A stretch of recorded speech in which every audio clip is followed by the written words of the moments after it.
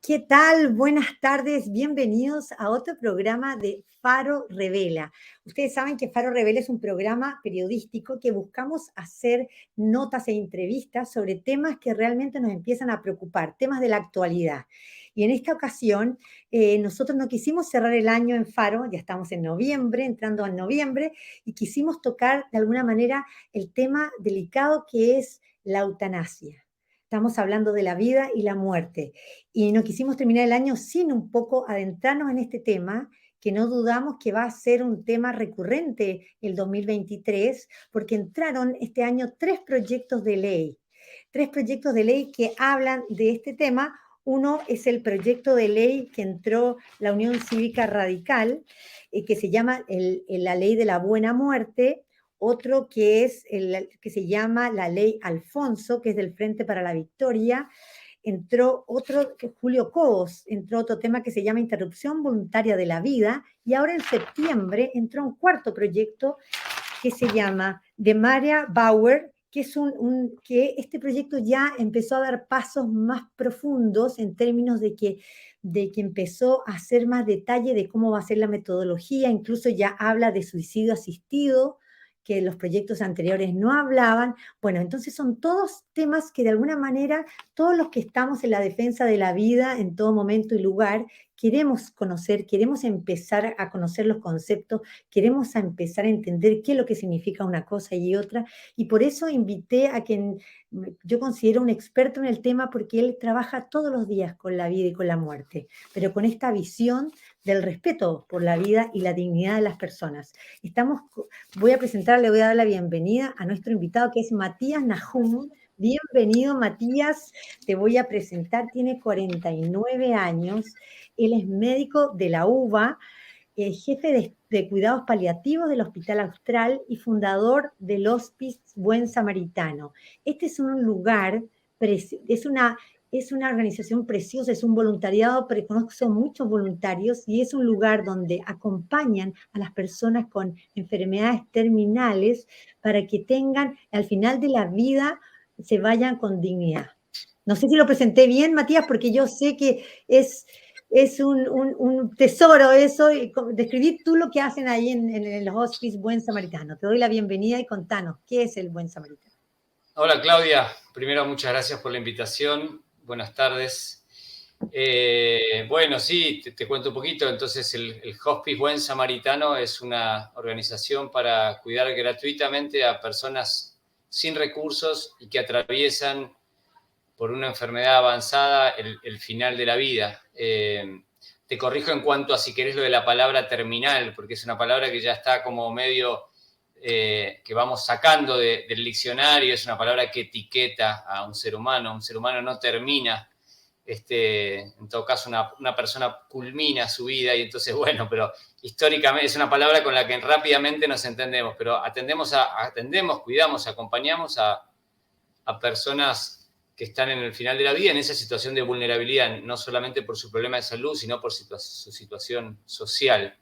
Y nuestra casa los aloja como huéspedes aquí en Pilar, con mucha presencia, como vos decías, de voluntarios que se suman, muchas manos voluntarias que brindan ese cuidado, junto a un equipo de profesionales, médicos, enfermeros, psicólogos, etcétera, que nos hacemos un poquito todos familia de estas personas. Bueno, la verdad que yo me pregunto, tuve la oportunidad de asistir a un curso. Les cuento que Matías da un curso que se llama Yo creo la vida eterna, muy lindo, que cuenta lo que son, de alguna manera, la experiencia de este final de la vida, cuando uno lo mira con otra visión, con una visión más trascendente. Y, y me acuerdo, nunca te pregunté, la verdad, cómo un médico, cómo es tu interés por llegar a los cuidados paliativos. ¿Por qué tú eliges esta especialidad? Bueno, cuidados paliativos, un poco explicando a todos, es esta especialidad en el mundo que en equipo se propone cuidar a personas con enfermedades avanzadas, que tienen cáncer o personas que no tienen cáncer. Históricamente se asoció al cáncer, pero cada vez más en el mundo se ve que el cuidado paliativo brinda alivio, soporte y sostén, y no tiene que ver con cuánto tiempo quede de vida, sino con la profundidad de necesidades que una persona con una enfermedad avanzada, incluso no oncológica, tiene. Entonces, eso es cuidados paliativos, una mirada multidimensional del ser humano para aliviar, para cuidar de manera competente, profesional y humanizada. Entonces, definido cuidados paliativos, yo cuando estudié medicina en la UBA, esto no existía 20 y pico de años atrás, pero siempre mi carrera médica y antes de medicina, mi búsqueda tuvo que ver con estar disponible, ayudar, estar cerca de los que sufren. Por algún motivo, desde chico me motivó eso para entrar en medicina. Una mirada holística, si querés, integral del ser humano, siempre fue lo que me llamó. Mucha actividad solidaria, mucha actividad en el norte argentino, en actividades solidarias de las que cuando uno es joven es parte, ¿viste? Todos hemos sido parte siempre, uno se mete en estas cosas para ayudar. Entonces, esa combinación de mirar al otro como un ser humano, estar cerca de los que sufren, meterse en las trincheras de los demás, y en un momento conozco los cuidados paliativos, ya te digo, terminando mi residencia de medicina familiar, y entonces vi que se combinaban esta profesión y esta vocación, si hacían misión en los cuidados paliativos, ¿no? Cuando profesión y vocación se unen, la vida se hace misión, y fue un poco lo que me pasó a mí en cuidados paliativos. Ayudar, estar al servicio, acompañar a los que sufren, a los más vulnerables. Y por eso, cuando descubro cuidados paliativos, bueno, ahí es una combinación que me captó, me enamoró, y acá estoy hace 20 años trabajando en esto. Mira, nos aclaraste algo buenísimo, porque la gente piensa que cuidados paliativos siempre se refiere al final de la vida. Es una persona, no quiero usar la palabra terminal porque ya me dijiste que la tenemos que excluir. No tenemos que hablar así, sino que tenemos que hablar del final de la vida. Son personas que están ya cercanas al final de la vida. O puede ser tenemos que hablar de personas con enfermedades avanzadas o enfermedades que amenazan la vida. Nosotros acompañamos en cuidados paliativos a personas a veces durante años, 1, 2, 3 años. Muchas veces, históricamente, se asociaba cuidados paliativos a personas con cáncer en los últimos meses de la vida, y es cierto que cuidados paliativos están muy presentes en el final de la vida, en el último tramo, para que ese tramo sea digno, bien cuidado, a la medida de cada persona, como todo ser humano merece. Pero hay muchas veces donde hoy con tratamientos más avanzados, la gente tiene enfermedades no oncológicas como insuficiencia cardíaca, EPOC, insuficiencia renal, enfermedades neurológicas, además de cáncer, que viven muchos meses y a veces muchos años, y necesitan un equipo que los aborde integralmente, que cuide al paciente, sus síntomas, sus necesidades psicológicas, espirituales, pero también que cuide a la familia, que sufre mucho en ese proceso. Entonces, mientras los especialistas, por ejemplo, el oncólogo indica el tratamiento, la quimioterapia o lo que haga falta para tratar de mejorar, curar o aumentar la sobrevida, el equipo de cuidados paliativos, sabiendo que esa enfermedad ya no se cura, no se va a curar, se suma para brindar bienestar y calidad de vida. Perfecto. Qué increíble la ignorancia que tiene uno muchas veces, porque esta es una especialidad bastante desconocida. Y de hecho te pregunto, ¿hay muchos interesados en esta especialidad? Esa es la primera pregunta. Y segundo, ¿esto está presente en todos los hospitales, esta unidad de cuidados paliativos? Mira, yo creo que en los últimos 15 años hay un interés creciente. Argentina es un país que capacita mucho, que tiene varias instituciones muy reconocidas que capacitan incluso para Latinoamérica. Nosotros tenemos excelentes equipos, lo que pasa que se estima que en Argentina solamente 1 de cada 10 personas que necesitan cuidados paliativos lo reciben, por lo tanto el recurso humano todavía es escaso y está sobre todo presente en grandes ciudades, pero te diría que la mayoría de los hospitales de las principales ciudades, sanatorios privados u hospitales públicos, hoy tienen semillas de cuidados paliativos más pequeñas o más grandes, pero hay equipos de cuidados paliativos casi en todo el país, te diría.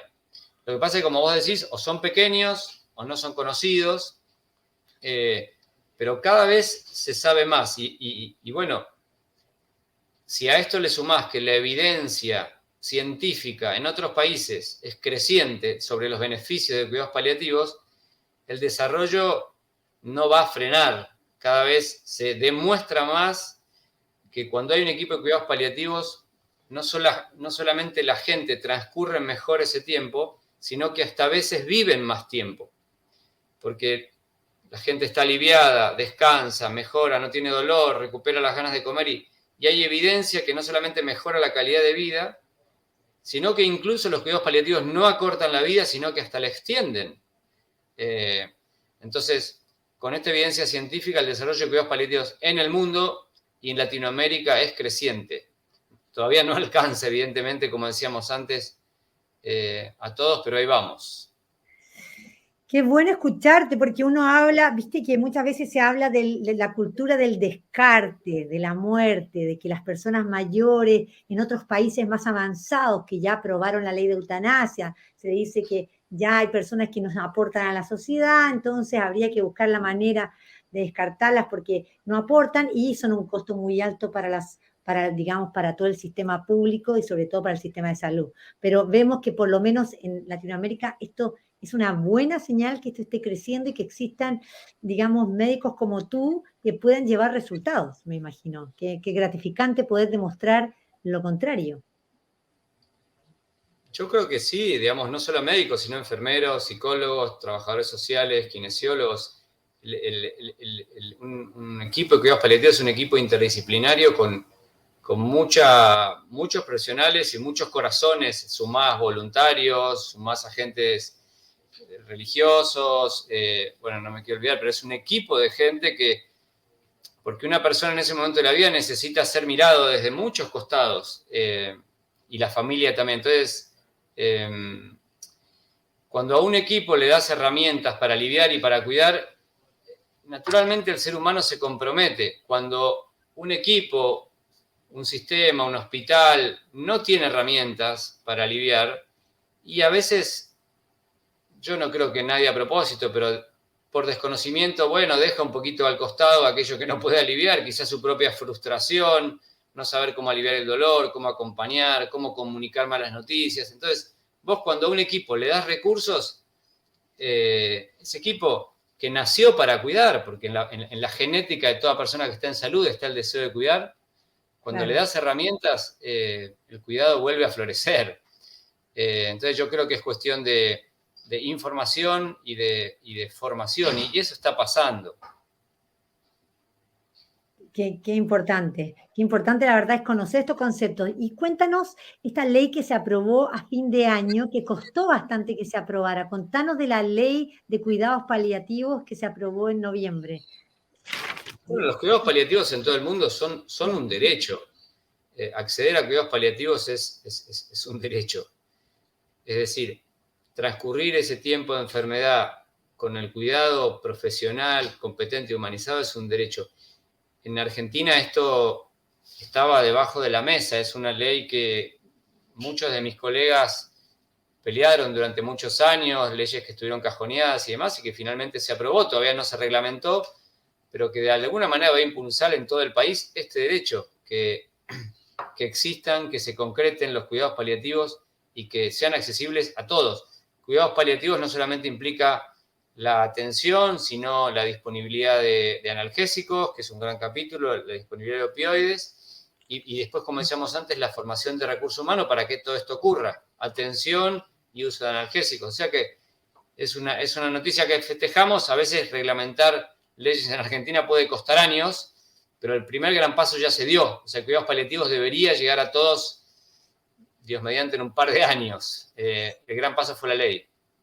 Y usted ya no se ha reglamentado, ¿y ustedes participan de esta reglamentación? ¿Fueron convocados por el Ministerio de Salud para participar, para que esto se agilice, dado la demanda, digamos, la necesidad con todo lo que está pasando, las enfermedades? ¿Viste? Después de la pandemia la gente quedó algo debilitada, tiene mucho miedo a las enfermedades, ¿viste? El miedo, todo eso genera enfermedad también y debilitamiento y mucha más, lo que decías tú, personas vulnerables.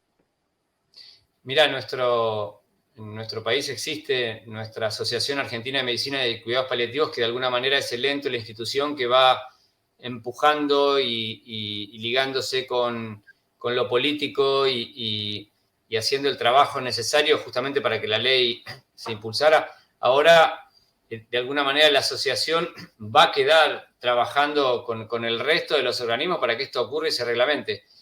Yo no estoy metido directamente en esos temas políticos, pero como parte de la asociación también me ha tocado, bueno, difundir, empujar, dar a conocer. Ahora es la asociación, ojalá, y creemos que va a ser escuchada para seguir, para llegar a esa reglamentación. Qué bueno. La verdad que lo que podamos hacer, la opinión pública, empujar también Bien. a estos temas. Es súper importante conocerlos para empujarlos, para demandarle al Congreso que los apruebe más rápido. Y contanos ahora, danos una definición de qué es lo que es la eutanasia. Bueno, eutanasia es aplicar una intervención para interrumpir la vida de una persona. Eso es eutanasia. Es decidir aplicar determinada intervención que es distinta en los distintos países en los que está aprobada la eutanasia para interrumpir en ese momento la vida de una persona. Y escuchamos cuando vemos las notas de los medios que se habla de eutanasia activa y eutanasia pasiva. ¿Nos podés explicar un poco qué es la eutanasia activa? Yo creo que yo no diferenciaría, Claudia. Me parece que cuando uno interviene de una manera, la que sea, para interrumpir la vida, eso es eutanasia. Ya no hablaría ni de eutanasia activa ni de eutanasia pasiva. Yo tomo una medida, tomo una indicación, doy una indicación endovenosa, bioral, lo que sea, para interrumpir la vida, y eso es eutanasia. Bueno, pero ahí este es un tema sumamente delicado porque ahí está un poco, todos los proyectos de ley diferencian claramente la eutanasia activa, que sería que de alguna manera la persona que se supone acá, ya es un debate delicado porque es un adulto que por determinados requisitos que presentan estos proyectos, ya sea por una enfermedad grave, crónica, sostenida en el tiempo y que es incompatible con una calidad de vida, ellos deciden de alguna manera que terminar con su vida. Y ahí está lo que yo entiendo, lo que estuve leyendo de la pasiva sería la persona que de alguna manera decide dejar de hacer tratamientos y decide no tomar ningún medicamento y fallece de forma natural. Y está la activa, que sería la persona que de alguna manera un médico le interviene, ya sea inyectándole alguna medicación letal o proveyéndosela. Es lo que entiendo. ¿Estoy lo correcto en términos de lo que son estos proyectos? Mirá, yo lo que te puedo decir es que eutanasia es dar algo para que la vida de una persona se interrumpa. Una persona puede dejar de usar medicación y de interrumpir tratamientos, pero es una decisión personal. La eutanasia es cuando alguien indica o administra una medicación para que alguien no viva más. Quizás habrá que chequear un poco los términos. Quizás no soy el más indicado para, como hablábamos hace un ratito, para hablar de estas cosas, pero bueno, se podrá aclarar en su momento. Entonces yo me quedaría con la idea de que hoy el gran debate es que, bueno, que se apruebe la posibilidad de que cuando una persona sufra o sienta que su vida ya no tiene sentido, con una enfermedad muy avanzada, pueda pedir que un médico administre una dosis de una medicación que interrumpa su vida. Bueno, ese es un poco el debate que se viene. Por ejemplo, esta ley Alfonso es la historia de un chico de 38 años que sufrió de ELA y que él falleció ya, pero solamente movía los ojos. No le encontraba, al parecer, un sentido, o sea, estaba sumamente limitado. Entonces, uno se pregunta, me estoy poniendo en el lugar como de este debate que va a venir un poco, uno dice, ¿qué sufrimiento más grande? Pero la pregunta es, existe, uno piensa, los cuidados paliativos, de alguna manera, son una contraposición a la eutanasia. O sea, realmente, porque hoy por hoy yo creo que el dolor, ya hay medicamentos para el dolor, hay medicamentos para un montón de cosas, hay tratamientos. O sea, ¿por qué ir a la eutanasia si los cuidados paliativos hoy están de alguna manera mejorando la calidad de vida de todas esas personas? Uno ve la tecnología, no quiero remitirme al caso, pero del senador Bullrich, ya el poder pararse, hoy la ciencia, la tecnología te está permitiendo una cantidad de cosas que si bien antes no existían, hoy la estamos viendo que podés hablar cuando antes no podías hablar, tenés un sistema en el que vos podés escribir tus ideas y se reproducen, incluso tratando de asimilar tu voz anterior. Entonces de alguna manera, es como cuidados paliativos versus eutanasia. ¿Estamos en ese escenario? Yo creo que en el comentario que acabas de hacer,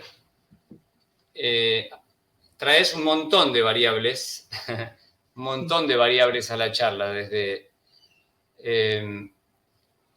Yo cuando me acerco a este tema soy muy respetuoso del tema porque traías el caso de alguien que no conozco, pero que me imagino que puede estar sufriendo muchísimo y crónicamente. De más está decir que estoy en contra de la eutanasia, pero sí soy testigo de varias cosas. Primero, de que nuestro cuidado, el cuidado paliativo, muy, muy volcado a personas con enfermedades con cáncer, ciertamente provoca que la persona transite el final de la vida, pudiendo cerrar su vida, pudiendo despedirse, tomar decisiones, decidiendo dónde quiere estar, con síntomas controlados. Morirse no es fácil, por más que tengas el mejor equipo de cuidados paliativos. Presenciar el propio deterioro, el adelgazamiento, no es fácil. Muchas veces, yo soy el primero que a veces novelo un poco todo ese tránsito, pero es un tránsito difícil y que la mayoría de la gente y la familia se animan a transitar y a recorrer lleno de sabiduría, de despedidas y de paz hasta el final. ¿La gente se va en paz? Sí, casi siempre, casi siempre. Con un equipo de cuidados paliativos esto es posible. Y hay gente que con mucha valentía encara ese recorrido final. Entonces, que es difícil, pero que cuidados paliativos ciertamente permite que sea en paz. Y con mucho crecimiento en el final y con muchos reencuentros familiares. Es el tiempo del último crecimiento humano, cuando uno se anima a mirar de frente ese tiempo y a ser bien cuidado. Te diría que la mayoría de las veces es así. En 20 años de cuidados paliativos me han pedido eutanasia menos de los dedos de mi mano. La gente muchas veces te dice, así no puedo más, o se asusta pensando que va a sufrir, y cuando vos le transmitís que los vas a cuidar y que los vas a aliviar, esos pedidos de no quiero vivir más se desactivan. La gente no quiere morir, la gente lo que no quiere es sufrir. Claro. Entonces, esto es así. ¿Qué pasa? Hay enfermedades y hay momentos de las enfermedades donde el sufrimiento, es fácil hablarlo de este lado, ¿no? Cuando uno está con el cuerpo enterito y moviendo las manos y hablando, pero hay situaciones muy dramáticas, particularmente las enfermedades neurodegenerativas, muy crónicas, muy largas. Bueno, esas son las que de alguna manera promueven las leyes. Las leyes se apoyan en esas enfermedades que son largas y que hoy están teniendo un montón de apoyo en términos de avances. Eso es el problema de estos proyectos de ley, que toman un caso exponencial. Claro. Exactamente. Y son físicamente, por eso me acerco con respeto y con misericordia, si querés, porque yo no estoy de acuerdo, pero acompaño gente que, bueno, hay que estar en esas situaciones, esas familias, esas esposas, esos hijos. Y entonces, ¿qué es lo que propone cuidados paliativos? Acompañar, acompañar, acompañar, aliviar, que no haya dolor, que no haya falta de aire, pero aliviar el sufrimiento existencial. Estas enfermedades, si querés, el pico, el síntoma principal es el sufrimiento existencial. Estoy sufriendo tanto que no quiero existir más así. Es el sufrimiento existencial. Y esto requiere, para poder aliviarlo, fuerte presencia de un equipo, mucho amor, mucho profesionalismo, que no en todos lados está disponible, que no en todos lados existe. Entonces, a veces uno dice, sí, cuidados paliativos, pero a veces los cuidados paliativos no llegan. La mayoría de las veces no llegan a muchas de esas situaciones y a veces incluso cuando llegan no logran aliviar ese sufrimiento existencial de esa persona.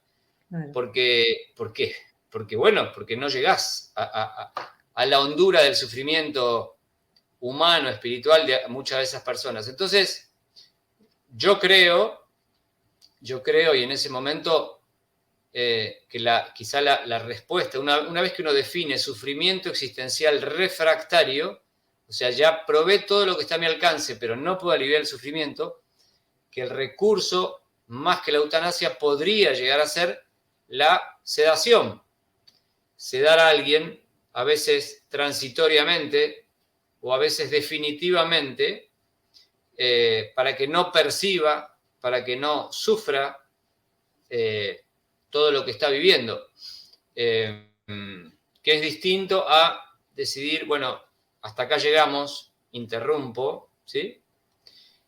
Pero fíjate que son terrenos más resbaladizos, más cargados de subjetividad, de temas que tienen que ver con el derecho, y acá no tiene que hablar solamente la medicina, ni estoy hablando en términos religiosos, ¿no? Me explico, entonces fíjate cómo surgen otros temas. Me parece que la respuesta de los cuidados paliativos es, te acompaño, y eventualmente uno puede acceder a la sedación paliativa. Claro. Bueno, yo me acuerdo que tuve en tu experiencia en el hospice mucha gente que a lo mejor, porque los cuidados paliativos, hay gente que vive muchos años, como dices tú, y algunos que estaban de alguna manera sentenciados a un plazo, según su médico, por el cuidado, el amor, por todo eso se extendió mucho más tiempo. ¿Eso vos lo has vivido o no? Bueno, por eso no es menor hacer esta salvedad de diagnósticos, de personas con distintos diagnósticos. Una persona con una enfermedad neurodegenerativa es un camino del que estábamos hablando antes, más difícil. El paciente con una enfermedad oncológica ciertamente a veces es, entre comillas, más fácil de aliviar y custodiar. Su trayectoria es más predecible. Ciertamente cuando alivia sus síntomas pueden mejorar, comer y vivir más tiempo. Y entonces ahí hay más tiempo para que vivan, para que se reencuentren, para que protagonicen. Y es lo que vemos en el hospice y acá en el Hospital Austral. O sea que la gente, nosotros no acompañamos a la gente, sino a vivir, no acompañamos a morir a la gente, sino a vivir hasta el final. Y viven, ciertamente, cuando uno provoca todo este entorno de cuidado, ¿no? Qué bárbaro. Claro, ayudas a vivir, no a morir. ¿Y por qué crees que hay tanto interés y que hayan tantos proyectos sobre eutanasia y no tanto de perfeccionar, incluso de apurar esta ley de cuidados paliativos para que llegue al alcance de todos? ¿Es un tema de la sociedad? ¿Es un tema? ¿Por qué crees tú que está pasando esto en nuestro país y en el mundo? No, sin duda, antes de hablar de eutanasia hay que hablar de cuidados paliativos, sin duda.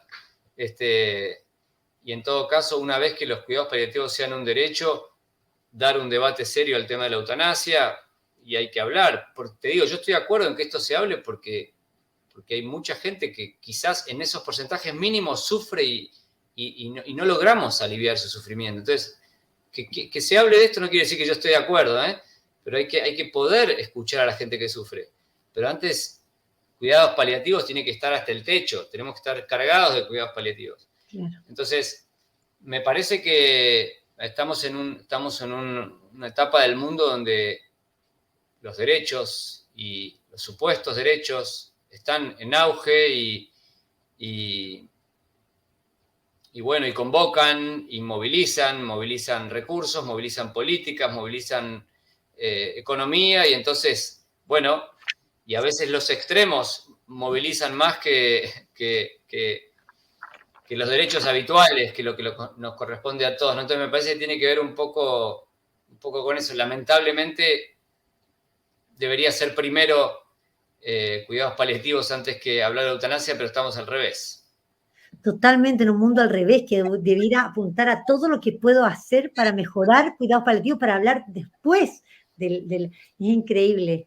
ese, y es la agenda que vemos que está viviendo en muchos países. Se aprobó en el 2021 en España, un país con, de alguna manera, latino, raíces latinas como nosotros, y vemos cómo en Chile también se está debatiendo este proyecto de ley que es muy duro, es mucho menos cuidado que el de Argentina, que de alguna manera tiene algunas exigencias mínimas. Allá se habla de niños que pueden llegar.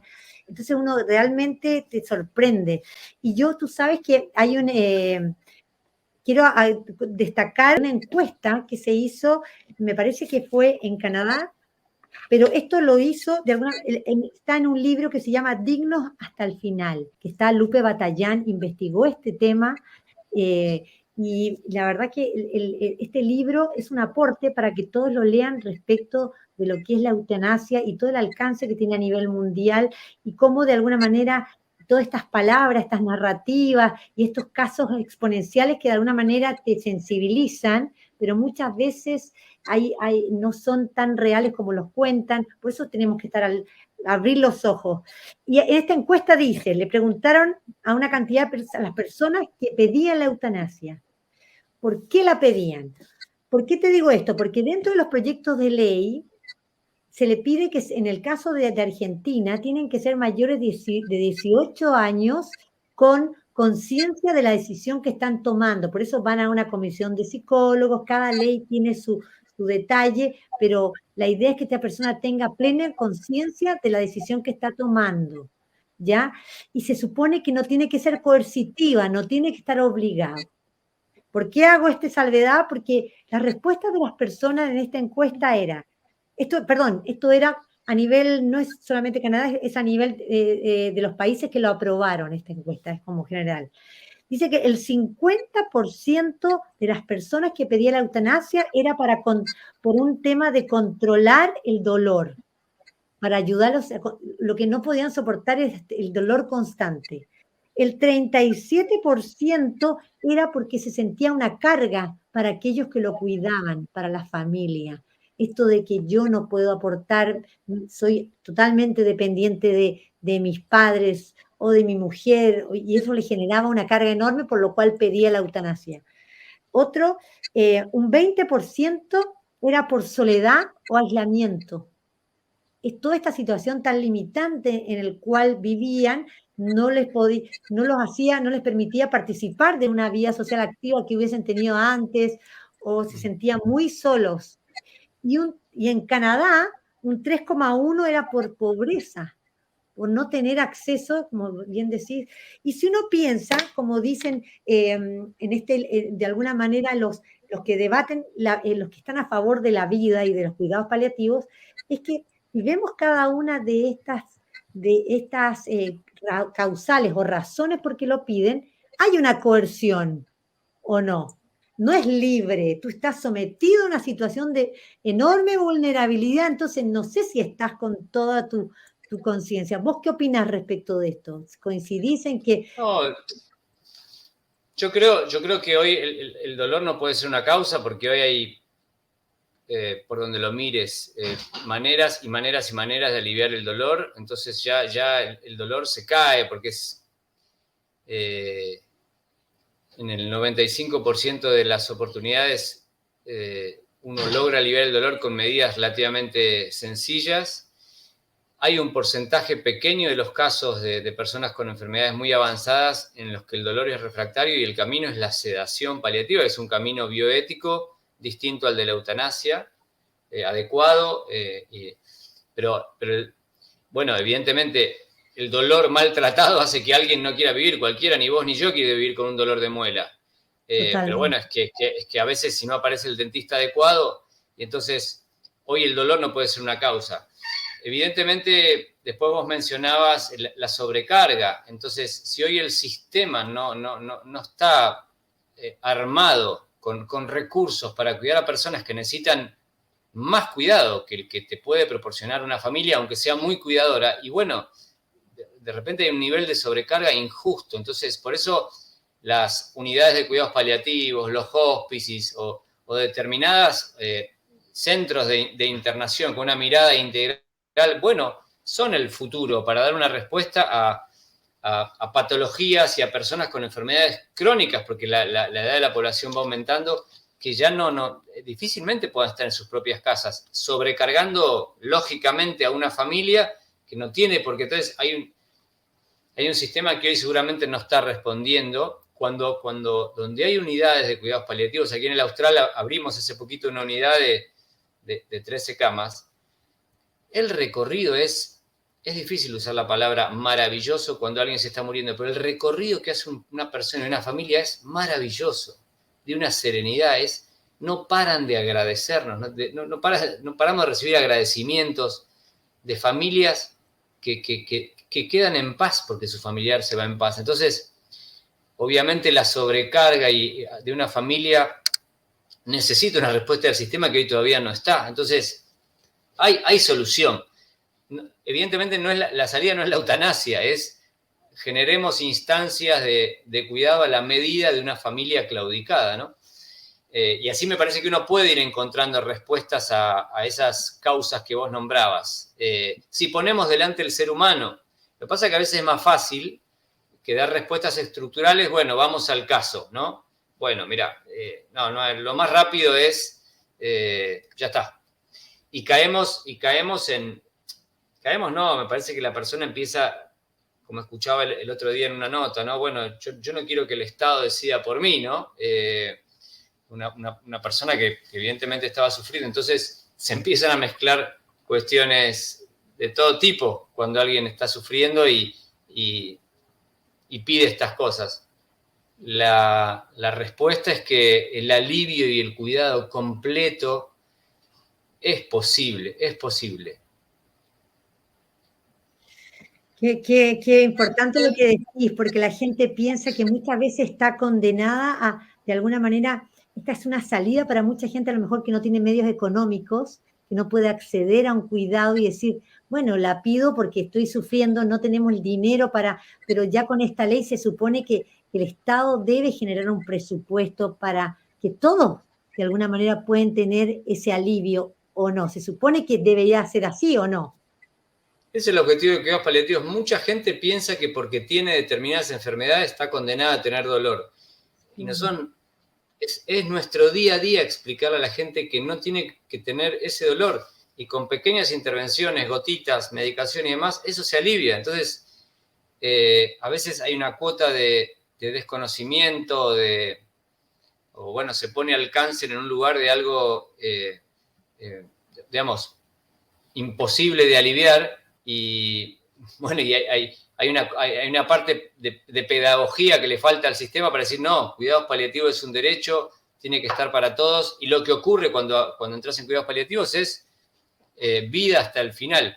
De nuevo, hay un margen y hay una población y hay un grupo de enfermedades muy difíciles de cuidar. O sea, yo no puedo hacerme el Superman porque sería soberbia hablar de que uno puede aliviar cuando alguien ciertamente en un extremo de las enfermedades no la pasa bien. Entonces yo no quiero quedar en ese lugar porque el que no la está pasando bien no la pasa bien.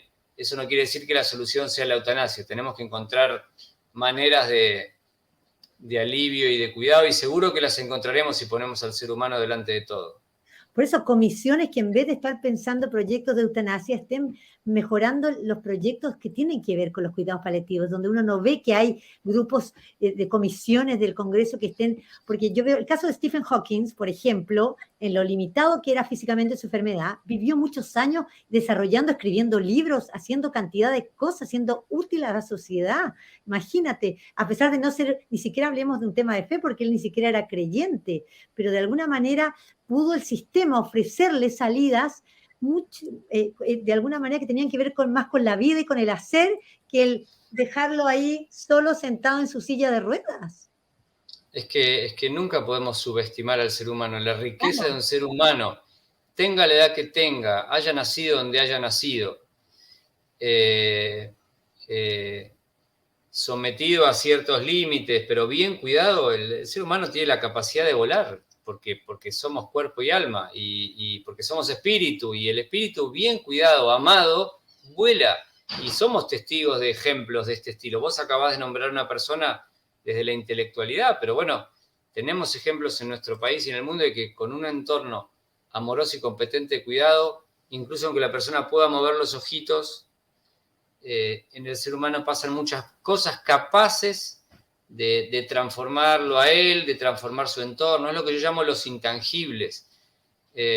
Los intangibles que ocurren alrededor de un ser humano cuando se deja cuidar, el heroísmo y la valentía que provoca en su entorno, sacando lo mejor de los demás, cuando tenés que cuidar a tu familiar que está limitado. Eso, bueno, con un buen entorno y equipos que te acompañen, puede salir lo mejor del que está en la cama y de los que están a su alrededor.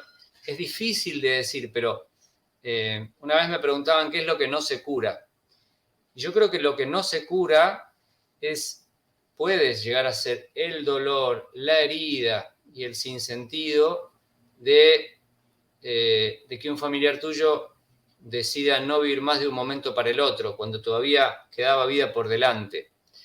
Esa herida, esa marca, esa huella que queda en los familiares, yo veo que difícilmente se pueda curar, ¿no? Cuando todavía quizás quedaba vida o cosas por vivir. Hay un gran desafío para que esa persona postrada y que solamente mueva los ojos pueda considerar eso como vida, porque lo que te dicen, esto no es vida. Bueno, pero hay un gran desafío de los seres humanos que estamos alrededor para que pueda ser un tiempo interiormente vital, aunque el chasis, aunque el cuerpo esté prácticamente vencido. ¿Me explico? ¿Y tú crees que en la sociedad argentina, yo veo que la sociedad argentina, yo no soy argentina, pero vivo hace muchos años y veo una sociedad muy amorosa? No sé si viste ahora el cual a la persona mayor la respeta un montón, a los abuelos, se los quiere, se los acompaña, se los ayuda. No sé si viste ahora con toda la movida de Coldplay, justo me llegó un TikTok muy gracioso que hay un abuelo en medio de todo el público saltando y todos lo rodean gritando el abuelo, como felicitándolo por estar activo, por participar. ¿Tú ves que está una ley como esta en el cual de alguna manera puede llevar a que gente que se siente con estas características en soledad, la gente la apruebe, la acompañe y nuestro Congreso interprete que la sociedad la quiere? Yo lo que te puedo decir es que yo trabajo entre gente con muchos recursos económicos y entre gente con pocos recursos. Yo aprendo mucho de la gente más humilde, que de alguna manera vive con naturalidad que la muerte es una parte de la vida y vive con naturalidad el cuidar y defiende la vida hasta el último momento. El humilde es muy cuidador, es muy valiente para cuidar, para soportar los sufrimientos que son parte de la vida, porque la vida, morirse es difícil, pero vivir también a veces es difícil para mucha gente. Y entonces yo veo que ese heroísmo, ese amor por cuidar, a veces me lo contagian y lo tienen los que menos tienen, que están entrenados y solidarios para mirar al costado, para hacerse cargo de los demás, aunque tengan un pan para comer cada día. Entonces, yo creo que en ese pueblo, en esa raíz, está la genética de una sociedad que quiere vivir y que quiere hacerse cargo de los demás. ¿Me explico? Entonces, yo creo que no nos representa una ley de este estilo a nivel sociedad. Me parece que somos muy de la familia, somos muy de los abuelos, somos muy de la sobremesa, somos muy de... Y venir a interrumpir, como estamos diciendo, es medio un cortocircuito. Yo te repito que creo que cuando se genera un entorno de cuidado, la vida llega hasta el final, el ser humano llega hasta el final y crece hasta el final. Y los que están alrededor también. Y de esa manera el que se va en paz y los que quedan en paz. Qué importante lo que decís, porque estamos en una sociedad en que todos quieren evitar el dolor, evitar los conflictos, evitar que no el sufrimiento, no al sufrimiento, cuando el sufrimiento te hace crecer, te hace valorar, es también es algo que hay que de alguna manera los padres con sus hijos, todo este mundo, el cine te lleva muchas veces a eso, a evitar el sufrimiento y que todo tiene que ser feliz. Y no necesariamente es porque la vida, imagínate, nacemos con la única certeza que tenemos cuando nacemos es que vamos a morir algún día. La única certeza, no sabemos si nos vamos a casar, cuántos hijos vamos a tener, qué nos va a pasar. Sabemos que vamos algún día a morir. Y como decís vos, o sea, todo este paso no tiene por qué ser adelantarlo. No sé si viste que ya salieron unas cápsulas en Europa para poder hacer este proceso en tu casa, sin dolor. Es increíble donde de alguna manera esta máquina de la muerte, la vemos en los últimos años, cómo trata de influenciar en países como Latinoamérica, que de alguna manera nosotros privilegiamos la vida. Pero ¿cuál es el temor? ¿Por qué de alguna manera es importante tu mirada, la mirada de los que saben que todo los cuidados paliativos, que las personas que por estas razones, todas estas razones que dijimos que por qué pide la eutanasia se pueden cambiar. Tú misma dijiste, cada una fuiste descartando.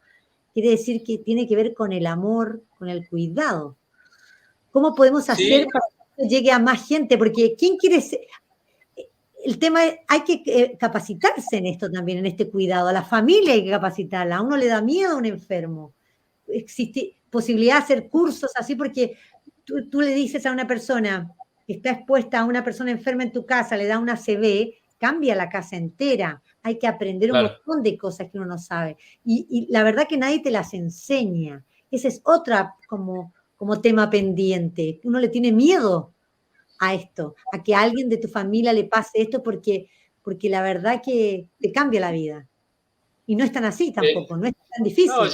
yo creo que hay fondos que pueden ser culturales, como el miedo a perder el control, esta tendencia al individualismo, al me salvo yo solo, y todo eso que, nada, una enfermedad viene a incomodarte, una enfermedad de otro viene a incomodar, viene a molestar. Entonces, de nuevo, hay una invitación a poder mirar al costado y a bueno, y hacernos un poco responsables todos de los demás, y más, con más razón de nuestros seres queridos.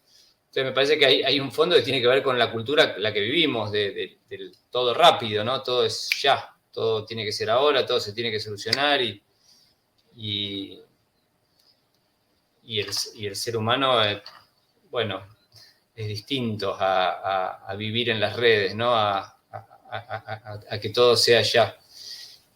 Entonces, bueno, es un cambio cultural con el que nos enfrentamos, no solo la medicina, sino todas las ramas, todas las humanidades que se ponen a debatir este tema, porque son temas que 50 años atrás no se debatían, pero hoy nos encontramos con una sociedad totalmente distinta. Esto no es un tema médico, no es un tema solamente de debate médico. Yo estoy convencido que cuando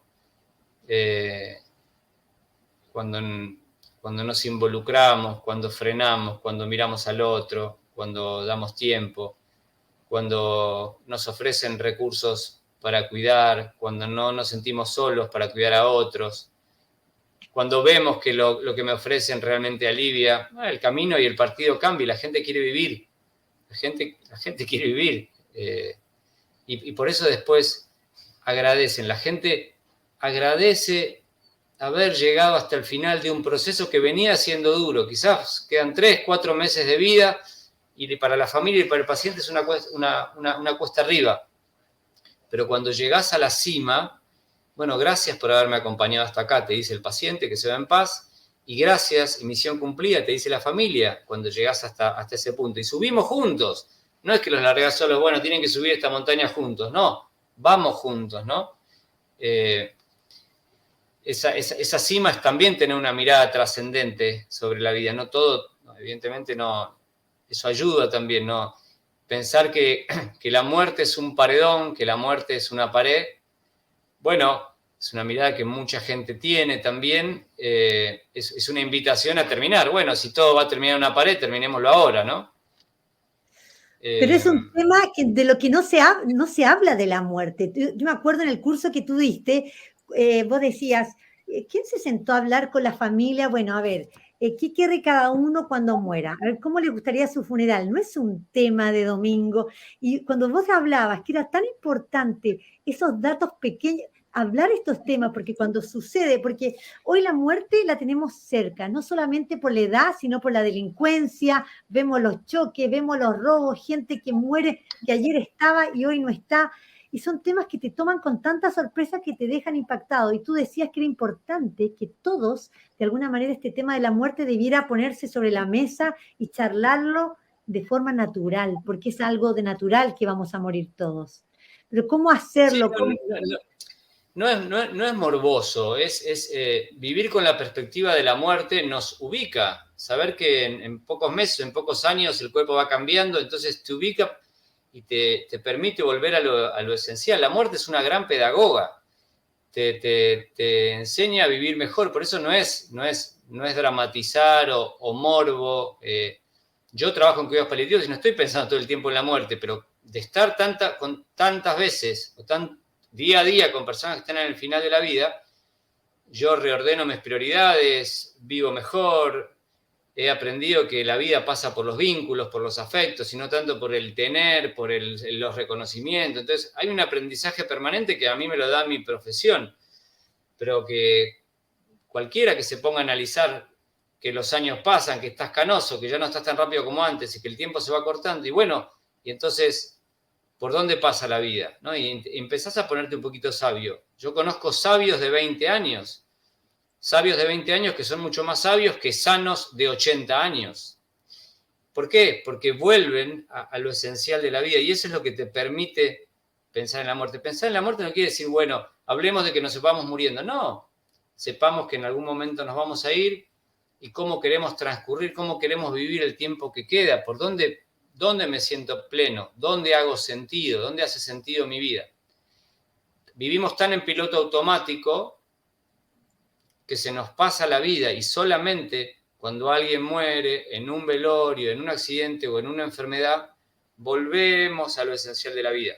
¿Por qué tenemos que llegar a esos momentos para frenar un poquito? Entonces, por eso decimos que la muerte es una pedagoga, porque muchas veces es lo que nos pone reflexivos. Una reflexión que podemos hacer todas las semanas sin estar muriéndonos. Claro, totalmente. Vos dijiste, ahora que nos queda poquito, vos dijiste una frase que preciosa, que habla de esto de ser seres humanos y de todo esto que viene en contra desde Europa de la deshumanización. Estamos hablando mucho de la deshumanización, cómo el hombre cada día está siendo más frío, más calculador, la tecnología nos está llevando a que, no sé, te pasa en tu cumpleaños, antes recibías un montón de llamados, ahora todos te escriben mensajes, o sea, qué frío, más lindo lo otro, es más lindo encontrarse, más lindo que te llamen.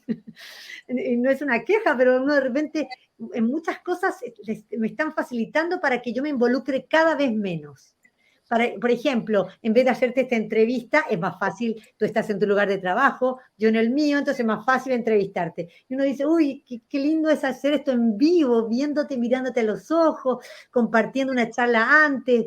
Entonces, muchas veces la comodidad nos lleva a que nos deshumanicemos. Y por eso esta frase me encantó, que tú la dijiste, la tenía anotada, dice, el final de la vida es un momento sagrado y requiere de más que una buena medicina, requiere de humanidad.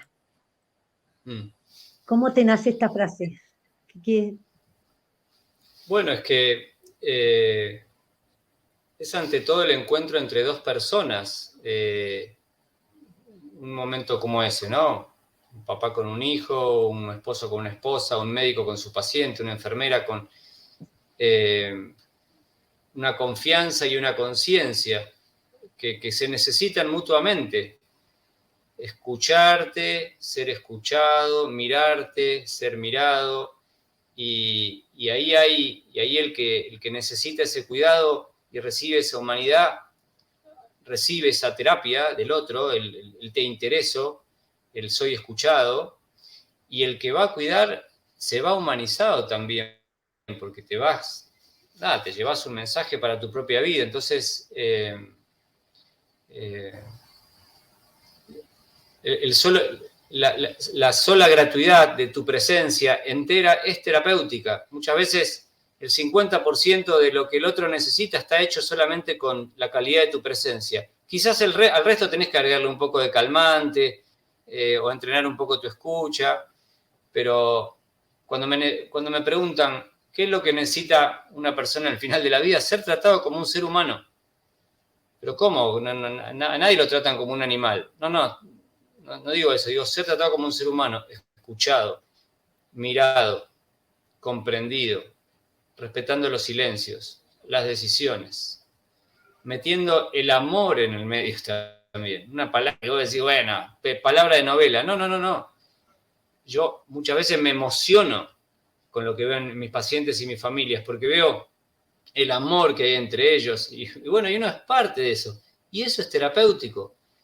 Y eso es terapéutico y tiene que ver con la humanidad. Por el contrario, cuando no hay encuentro, cuando no hay tiempo, cuando no hay miradas, porque las consultas son rápidas, porque lo que importa es lo técnico, bueno, en el otro queda un vacío, una soledad, un montón de preguntas que muchas veces empeoran la situación. Puedes ser experto en el manejo del alivio, del dolor, experto en el uso de morfina, pero si no te supiste sentar y consolar y acompañar, no alcanza. En el hospice, objetivamente, lo que pasa es que las personas llegan necesitando X dosis de calmantes, de analgésicos, y con el correr de los días necesitan cada vez menos analgésicos. Menos. Llegan necesitando 50 miligramos de morfina, te doy un ejemplo. Es un número. Y con el correr de los días, amados, cuidados, comprendidos, atendidos, cama limpia, presencia familiar, escucha, fallecen quizá necesitando 10 miligramos de morfina, que es casi una dosis de fantasía, ¿no? Y eso tiene que ver con la humanidad. Entonces, lo vemos todas las semanas. De eso se trata, Claudia. O sea, conclusión, la medicina es el amor. Es el amor, la mejor medicina. Para irse bien y con dignidad al final. Sí. Con mayúscula y con humanidad y todos tenemos que ser parte de eso. Esto es de todos, ¿no? Por eso los voluntarios juegan un rol tan lindo también en nuestros equipos y el que quiere involucrarse a cuidar puede hacerlo, porque se necesita seres humanos. Después le agregás la competencia y la técnica que haga falta, pero esto es de todos. No, conozco mucho de tus voluntarios, la verdad que tendría que haber muchos hospices para que nos vuelvan más humanos. En este mundo de la tecnología, de la velocidad, estamos perdiendo eso. Y uno dice, la verdad que es una oportunidad, todos los que hacen de alguna manera de acción social o apostolado, se conectan un poco más con la humanidad y no podemos perder eso. Y eso yo creo que en este debate, o sea, el caso... Ustedes van a tener un protagonismo en este debate porque están en esta primera línea de volver, de demostrar con el amor se puede llevar hasta el final de una forma digna, incluso sin dolor y sin soledad, sin aislamiento. Y todo esto que la gente dice que por qué pide la eutanasia. O sea, el hospice rebate todas estas causas por que las personas de alguna manera acuden a la eutanasia. Creo que es un debate que ojalá no lleguemos al Congreso, que ojalá, yo confío en Argentina, este país con tanta humanidad, tan sensibles, lo veo en las movilizaciones, siempre la ayuda social, en las donaciones, todo el mundo se moviliza por aquel que necesita. Y creo que si bien, pero comprendemos el dolor de los que pasan la enfermedad, como decís, con mucho respeto, pero hoy la ciencia y el amor están haciendo maravillas en avances. Y eso también mucha gente no tiene idea, no lo conoce, no accede, y esta ley de alguna manera, ojalá sea rápida, se apruebe, la necesitamos lo antes posible, no tienen un plazo, una fecha, nada todavía. Estamos, Claudia, estoy 100% de acuerdo. Hay hay cosas que tienen que ver en este tipo de cuidado y lo que necesita la gente que rompe las reglas del mercado y que tiene que ver con presencia, humanidad y amor y eso rompe la regla de cualquier mercado. La presencia de un ser humano puede más allá que muchas otras cosas. Bueno, Matías, te agradecemos. Preciosa la nota, la verdad que siempre les aconsejo que tomen el curso que da Matías a nuestros oyentes, que están muy en línea. Lo vas a hacer, yo creo, en la vida eterna, para aquellos que Lo hicimos este año y se repite el año que viene. Todos los años tratamos de repetirlo. Es un taller de 3 encuentros donde hablamos de la muerte, pero también hablamos de lo que hay después de la muerte, de la vida eterna. Claro, por eso es muy lindo para aquellos que quieran ver hacia dónde vamos después, ese paso con dignidad nos lleva a una vida más linda todavía para aquellos. La muerte no tiene la última palabra. No. Qué lindo, qué lindo. Bueno, muchísimas gracias y a todos. Este es un tema que sin duda vamos a seguir hablando, te vamos a seguir invitando. Era un primer acercamiento, no andamos tanto en los proyectos porque hay que ver cuáles llegan y la verdad que es un tema delicado que hay que tratarlo, como dice Matías, con especialistas porque en bioética, en todo eso, que los vamos a invitar, pero te agradezco tu presencia. Muchas gracias y nos vamos a encontrar en otro encuentro de Faro Revela. Adiós. Gracias, Claudia. Hasta la próxima. Hasta la próxima. Gracias a vos.